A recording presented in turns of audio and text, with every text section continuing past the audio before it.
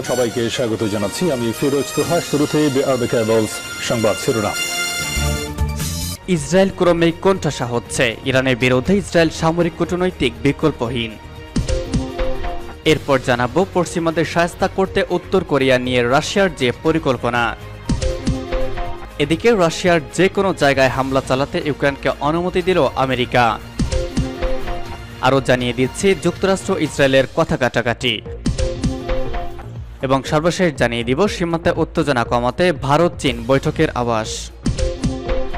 Israel ক্রমেই কোণঠাসা হচ্ছে, ইরানের বিরুদ্ধে ইসরায়েল সামরিক কূটনৈতিক বিকল্পহীন। মার্কিন দৈনিক নিউ ইয়র্ক টাইমস লিখেছে, ইহুদিবাদী ইসরায়েলের প্রধানমন্ত্রী পার্স টুডে বেনিয়ামিন নেতানিয়াহু তার ধ্বংসাত্মক নীতিগুলোর মাধ্যমে ইহুদিবাদী শাসক গোষ্ঠীকে দিনকে দিন বেশি একঘরে করেছে। দৈনিকটি লিখেছে, শান্তির সময় ইসরায়েলের নীতিমালা উন্মাদনাময়, কিন্তু যুদ্ধের শেষ সময় সেসব পরিপূর্ণ উন্মাদনাময় ভরপুর হয়ে ওঠে। ইসরায়েল প্রতিদিনই বন্ধু হারাচ্ছে, কারণ কোনো দেশই এসব নীতির সহযোগী বা সহযোগিতা হতে চায় না। পার্স টুডে জানিয়েছে, বিশিষ্ট মার্কিন সাংবাদিক ও বিশ্লেষক টমাস ফ্রেডম্যান কিছুকাল আগে একটি প্রবন্ধে উল্লেখ করেছেন যে ইসরায়েলের নীতিমালাগুলো ধ্বংসাত্মক। তার ওই প্রবন্ধের নাম যে ইসরায়েলকে আমি চিনতাম না তা ধ্বংস হয়ে গিয়েছে।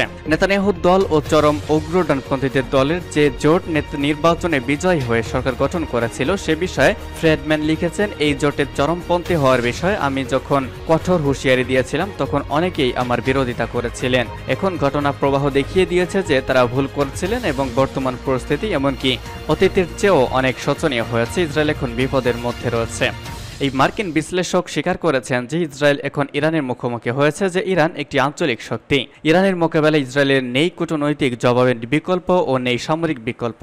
ফ্রেডম্যানের মতে ইসরায়েলি গাজা, লেবানন ও পশ্চিম তীরেও যুদ্ধের সম্ভাবনার মুখোমুখি। তিনি এ প্রসঙ্গে লিখেছেন, হিজবুল্লাহ এসব নিখুঁত ক্ষেপণাস্ত্র রয়েছে যেসব দিয়ে ইসরায়েলের এক বিশাল অঞ্চলের অবকাঠামোগুলো ধ্বংস করে দিতে পারে। ইসরায়েলের বিমানবন্দরগুলো, নৌবন্দরগুলো থেকে শুরু করে সামরিক ঘাঁটিগুলো ও বিদ্যুৎ কেন্দ্রগুলো ধ্বংস হয়ে যাবে। ফ্রেডম্যানের মতে ইসরায়েলকে নেতৃত্ব দিচ্ছে এমন সব ব্যক্তিরা যারা কেবল নিজেদের ক্ষমতা গুটিয়ে রাখতে সচেষ্ট এবং তারা চায় যে কোনো উপায়ে ক্ষমতা ধরে রাখতে যাতে বিচার ও কারাবাসের শিকার না হয়। ফ্রেডম্যানের বিশ্বাস, নেতানিয়াহু নিজের আত্মাকে বিক্রি করে দিয়েছে যাতে চরম ডানপন্থী ইহুদিবাদীদের নিয়ে একটি মন্ত্রিসভা গঠন করা যায়। পশ্চিমাদের সহায়তা করতে উত্তর কোরিয়া নিয়ে রাশিয়ার যে পরিকল্পনা। ইউক্রেনে পশ্চিমা অস্ত্র সরবরাহের প্রতিশোধ হিসেবে পরমাণু শক্তিধর দেশ উত্তর কোরিয়াকে ভয়ানক সব অস্ত্র দিতে পারে রাশিয়া। খোদ রুশ প্রেসিডেন্ট ভ্লাদিমির পুতিন এই খবর জানিয়েছেন। মার্কিন কর্মকর্তাদের ধারণা এসব অস্ত্রের মধ্যে রয়েছে যুদ্ধবিমান, সারফেস টু এয়ার মিসাইল, সাজোয়াজান এবং ব্যালিস্টিক মিসাইল তৈরির জন্য প্রয়োজনীয় সরঞ্জাম। উত্তর কোরিয়া সফর ও দেশটির নেতা কিম জং উনের সঙ্গে প্রতিরক্ষা চুক্তি সইয়ে একদিন পর বৃহস্পতিবার ভিয়েতনামে সাংবাদিকদের সঙ্গে আলাপকালে এসব কথা বলেছেন পুতিন। চলতি মাসের শুরুতে পুতিন হুমকি দিয়েছিলেন, পশ্চিমাদের সঙ্গে শত্রুতা রয়েছে এমন সব দেশের হাতে অস্ত্র তুলে দিতে পারে মস্কো, কারণ রাশিয়ায় আঘাত আনার জন্য ইউক্রেনকে প্রাণঘাতী সব অস্ত্র দিচ্ছে পশ্চিমা দেশগুলো। পুতিন বলেন, শুধু উত্তর কোরিয়াতেই নয়, বিশ্বের যে কোনো প্রান্তে অস্ত্র পাঠানোর অধিকার রয়েছে রাশিয়ার। এর জন্য মস্কোর সঙ্গে করা বিভিন্ন দেশের অস্ত্র চুক্তির কথাও উল্লেখ করেছেন পুতিন। রাশিয়া ও উত্তর কোরিয়ার মধ্যে একটি সার্বিক কৌশলগত অংশীদারিত্ব চুক্তি সই হয়েছে। চুক্তিতে কোনো পক্ষ আগ্রাসনের শিকার হলে পারস্পরিক সহযোগিতার কথা বলা হয়েছে। পুতিনের পিয়ংইয়ং সফরকালে গত বুধবার এই প্রতিরক্ষা চুক্তি সই হয়। এদিকে পুতিনের এমন ঘোষণায় উদ্বেগে পড়ে গেছে মার্কিন প্রশাসন। দেশটির পররাষ্ট্র মন্ত্রণালয়ের মুখপাত্র ম্যাথু মিলার বলেছেন, এমন পদক্ষেপে গোটা কোরিয়া উপদ্বীপে স্থিতিশীলতা বিপন্ন হবে। হোয়াইট হাউসের জাতীয় নিরাপত্তার দায়িত্বপ্রাপ্ত মুখপাত্র জন কির্বি বলেন, পুতিনের এই ঘোষণার ফলে উদ্বেগ সত্ত্বেও বিস্ময়ের কোনো কারণ নেই। তার মতে রাশিয়া মরিয়া হয়ে বৈদেশিক সহায়তায় সন্ধান করছে। কির্বি মনে করেন, মস্কোর এমন পদক্ষেপ সম্পর্কে চীনেরও উদ্বেগ বাড়তে পারে। যুক্তরাষ্ট্র বেইজিংকে উত্তর কোরিয়ার ওপর চাপ বাড়ানোর অনুরোধ করে আসছে, কিন্তু রাশিয়ার ওপর নির্ভরতা বাড়লে উত্তর কোরিয়ার ওপর চীনের প্রভাব কমে যেতে পারে। বিশেষ করে উত্তর কোরিয়া আবার পরমাণু অস্ত্র পরীক্ষা শুরু করলে গোটা অঞ্চলের স্থিতিশীলতা বিপন্ন হতে পারে। এতে চীনের স্বার্থ ক্ষুণ্ণ হতে পারে বলে মনে করেন কির্বি। রাশিয়ার যে কোনো জায়গায় হামলা চালাতে ইউক্রেনকে অনুমতি দিল আমেরিকা।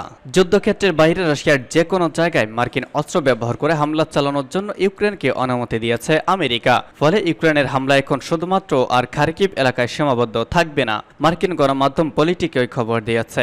নাম প্রকাশে একটি সূত্র দাবি করেছে, আমেরিকার এই সিদ্ধান্তকে ইউক্রেনকে সরবরাহ করা অস্ত্রের ব্যাপারে ওয়াশিংটনে অনুসৃত নীতির কোনো পরিবর্তন নয়। মের শেষ দিকে মার্কিন গণমাধ্যম খবর দিয়েছিল যে রাশিয়ার ভূখণ্ডে মার্কিন মার্কিন অস্ত্র ব্যবহার করে হামলা চালানোর জন্য প্রেসিডেন্ট জো বাইডেনের প্রশাসন গোপনে ইউক্রেনকে সবুজ সংকেত দিয়েছে। তবে রাশিয়ার গভীর অভ্যন্তরে আঘাত হানার জন্য দীর্ঘপাল্লার অস্ত্র ব্যবহার করার উপর নিষেধাজ্ঞা বহাল রয়েছে। চলতি মাসের প্রথম দিকে আমেরিকার এবিসি নিউজকে দেওয়া সাক্ষাৎকারে প্রেসিডেন্ট বাইডেন পরিষ্কার করে বলেছিলেন যে মার্কিন নির্মিত অস্ত্র ইউক্রেন শুধু ব্যবহার করতে পারবে সীমান্তের কাছাকাছি এলাকায়। আমেরিকা ইউক্রেনকে 200 মাইল পাল্লার অস্ত্র ব্যবহারের অনুমতি দিচ্ছে না। সে সময় বাইডেন বলেছিলেন, আমরা মস্কো কিংবা ক্রেমলিনের ওপর হামলা চালানোর কর্তৃত্ব দিচ্ছি না ইউক্রেনকে।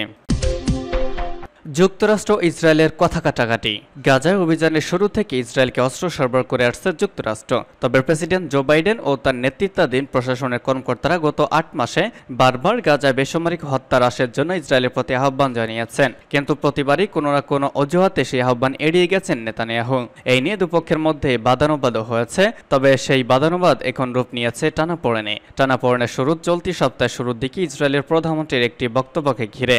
সামাজিক যোগাযোগ মাধ্যমে পোস্ট করা একটি ভিডিও চিত্রে বেনিয়ামিন নেতানিয়াহুকে বলতে শোনা যায়, যুক্তরাষ্ট্রের সরকারি প্রশাসন তার দেশের জন্য পাঠানো অস্ত্র ও গোলাবারুদের চালান আটকে রেখেছে। নেতানিয়াহুর এই বক্তব্যে চরম প্রতিক্রিয়া দেখিয়েছেন যুক্তরাষ্ট্রের জাতীয় নিরাপত্তা কাউন্সিলের মুখপাত্র। ইসরায়েলের প্রধানমন্ত্রীর সাম্প্রতিক বক্তব্য প্রসঙ্গে সাংবাদিকদের তিনি বলেছেন, নেতানিয়াহুর এমন কথাবার্তা আমাদের জন্য খুবই হতাশাজনক এবং বিরক্তিকর। ইসরায়েলকে আমরা যে পরিমাণ সামরিক ও অন্যান্য সহায়তা প্রদান করেছি এবং এখনও করছি, অন্য কোনো দেশ এমনটা করেনি। একটি প্রসঙ্গে president Joe Biden press secretary Karine Jean Pierre সাংবাদিকদের বলেন, অস্ত্র গোলাবারুদের একটি বিশেষ চালানে স্থগিতাদেশ দেওয়া হয়েছে, কিন্তু এই চালানটি ব্যতীত অন্য কোনো চালানে বাধা দেওয়া হয়নি। আমরা সত্যি বুঝতে পারছি না নেতানিয়াহু আসলে কি বলতে চাইছেন। এর আগে মে মাসের শুরুর দিকে গাজা উপত্যকায় রাফা অভিযান শুরু করে ইসরায়েলি বাহিনী।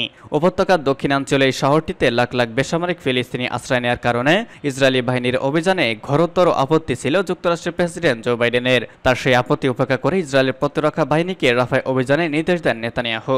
এই ঘটনায় ইসরায়েলের জন্য বরাদ্দ একটি মার্কিন সামরিক চালানে স্থগিতাদেশ দেন জো বাইডেন। এটি ছিল 2000 পাউন্ডের বোমার চালান। রাফায় অভিযানের সময় ব্যবহারের জন্য এসব বোমা ওয়াশিংটনের কাছে চেয়েছিল ইসরায়েল। তবে সাম্প্রতিক বক্তব্যকে ঘিরে ক্যাথেরিন জেন পিয়েরে ও জন কির্বির সমালোচনাতেও দমে যায়নি ইসরায়েলের প্রধানমন্ত্রী। বৃহস্পতিবার কির্বির বক্তব্যে কিছুক্ষণ পর তিনি বলেন, ব্যক্তিগত আক্রমণ মেনে নিতে রাজি আছি, তারপরেও চাই যুক্তরাষ্ট্র থেকে গোলাবারুদের চালান অব্যাহত থাকুক, কারণ ইসরায়েলের অস্তিত্ব রক্ষার জন্য এই গোলাবারুদ জরুরি। সর্বশেষ জানিয়ে দিব সীমান্তে উত্তেজনা কমাতে শি জিনপিং এবং মোদি বৈঠকের আভাস।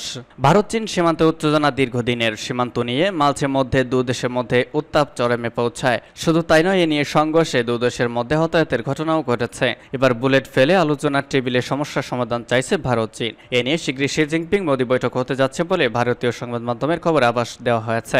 আগামী মাসের প্রথম দিকে এসসিও নেতাদের শীর্ষ সম্মেলন। সেই সম্মেলনের জন্য কাজাখস্তানের রাজধানী আস্তানায় থাকবেন ভারতের প্রধানমন্ত্রী নরেন্দ্র মোদী ও চীনের প্রেসিডেন্ট শি জিনপিং। তখনই দুই দেশের মধ্যে টানাপোড়েন মেটানোর চেষ্টা হতে পারে। 2020 সালে 15 জুন গালওয়ান সংঘর্ষ হয়েছিল। তারপর থেকে চলতি সপ্তাহ হিসেবে অনুযায়ী 4 বছর হয়ে গেল। গালওয়ান সংঘর্ষে ভারত চীন সম্পর্ককে তীব্র প্রভাব পড়েছিল। সীমান্তের স্থিতিশীলতা এখনও সমাধান হয়নি। সীমান্তের প্রতিটি পাশে এখনও প্রায় 50,000 থেকে 60,000 সেনা মোতায়েন রয়েছে।